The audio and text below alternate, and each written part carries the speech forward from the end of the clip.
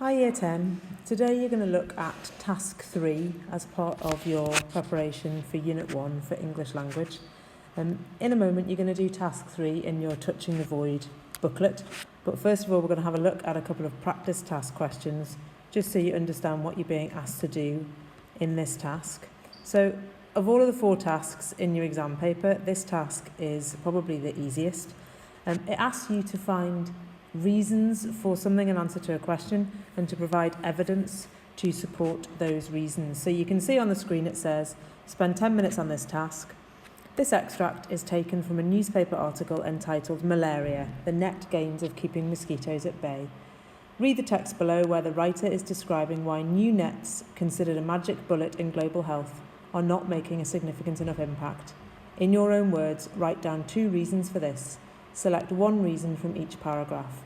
Present 2 pieces of supporting evidence for each reason. So if I scroll down past the example, you can see here that you've got to give a reason in section A, and that's worth 4 marks. So you've got to explain your reason in quite a lot of detail. In B, you've got to provide 2 pieces of supporting evidence. So that's 2 separate quotations. And then again, another reason, and again, 2 more pieces of supporting evidence. You can see that there are 2 separate paragraphs. The first reason must come from the first paragraph and the evidence from the same. The second reason must come from the second paragraph and the evidence the same. So if we go back to the task description, what is important to note is when you write down each of the reasons, it says in your own words. So as far as possible, those explanations should not contain evidence from the text. You're not using quotations in those bits. You're not commenting on language analysis or techniques. You're just writing down the reason in your own words. So we'll have a quick read through the extract.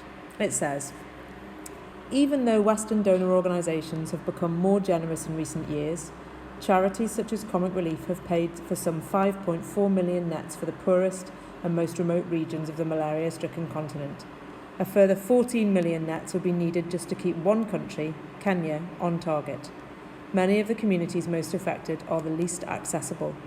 Malaria Consortium's next stop is the delivery of 6,000 nets to a string of fishing villages along the shores of Lake Albert in Uganda. This country has the highest recorded incidence of malaria, and the need for nets is urgent, but the villages sit at the bottom of steep Rift Valley cliffs and can only be reached first by plane and then by boat. So I want you to pause the video now and have a think. In that paragraph, what reason does it give for the nets not making a significant enough impact in terms of reducing malaria? So what reason does it give for the nets not making a significant enough impact in terms of reducing incidences of malaria? So pause the video now. Okay, so hopefully, having read through that, you looked at examples such as 5.4 million nets have been provided for the poorest and most remote regions of the malaria-stricken continent, but a further 14 million nets will be needed, okay? So the first part of your reason is there simply aren't enough nets. Charities are not able to provide enough nets because they haven't got enough money to do so, okay? The second part of your reason is linked to the ideas at the end of that paragraph. The need for nets is urgent, but the villages sit at the bottom of the steep Rift Valley and can only be reached by plane and boat. So the second part of your reason is there aren't enough nets and it's difficult to provide them to areas where they need them most, okay, because of access. If you're looking at backing up those ideas with evidence from the text, it's up to you to pick 2 quotations from the text that you think best explain your reason. So remember that you should have written down for your reason, there aren't enough nets, charities haven't got enough money to buy nets, and it's difficult to get the nets to where they're most needed because of access. So I think a good example would be a further 14 million nets will be needed just to keep one country, Kenya, on target. Okay, and another example would be many of the communities most affected are the least accessible. Those 2 quotations would give you full marks in terms of that paragraph. Okay, let's have a look at the second paragraph. So we'll read through it first. Even when nets go out to homes, people can be unwilling to use them or use them incorrectly. Some people say that they experience a sense of suffocation or discomfort when sleeping under a net. In Uganda, malaria nets have been sewn together for use in fishing by villagers who feel there is a more pressing need for food than for disease prevention. Nets have been turned into bridal veils. Interviews with women in Atong Dens village suggest that there is a substantial seasonal variation in whether nets are used. Amir Garang already has 3 nets for her household, but she hasn't used them yet because there are only a few mosquitoes this time of year. I'm looking for sticks to hang them on and waiting for more mosquitoes to come, she said. So pause the video now and have a think about what reasons there are in this paragraph that suggest that the nets are not having a great enough impact in terms of reducing malaria. Pause the video now. Right, Year 10.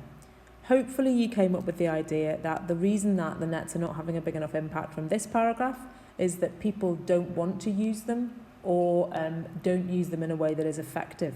Okay, and there are lots and lots and lots of different examples to support that. So you can have anything like malaria nets have been sewn together for use in fishing by villagers who feel there's a more pressing need for food than disease prevention.